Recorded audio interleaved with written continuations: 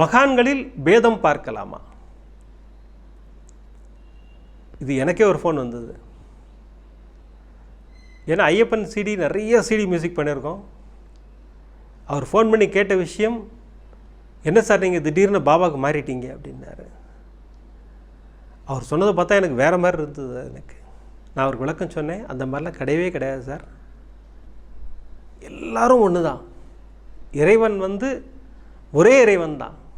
பேதமே பார்க்காதீங்க. இறைவன்லேயே பேதம் பார்க்க வேணாங்கும் போது மகான்களை பேதம் பார்க்கவே கூடாது.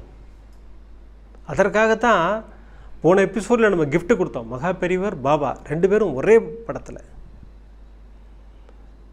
பாபா மகா பெரியவா மட்டும் இல்லை, ராகவேந்திர சுவாமிகள், இப்படி எந்த மகான்கள் எடுத்தாலும் எல்லாரும் ஒரே வேவ் லெங்த் தான்.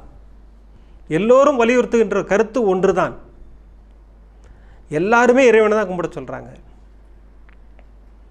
எந்த மகானும் தன்னை இறைவன் சொல்லிக்கிட்டதே கிடையாது. அப்படி இறைவன் சொல்லிக்கிட்டவங்கெல்லாம் காணாமல் தான் போயிருக்காங்க.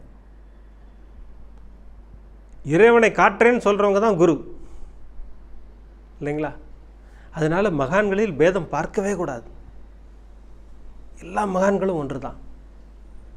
இப்போ நிறைய ஆலயங்களில் மகா பெரியவாவும் பாபாவும் சேர்ந்து இருக்கிற மாதிரி ஆலயங்கள் நிறைய வர ஆரம்பிச்சிருச்சு.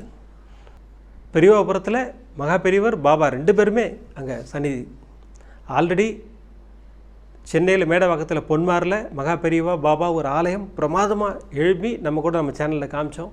அதனால் மகான்களில் பேதம் பார்க்கவே பார்க்காதீங்க. எல்லா மகான்களும் ஒன்று தான்.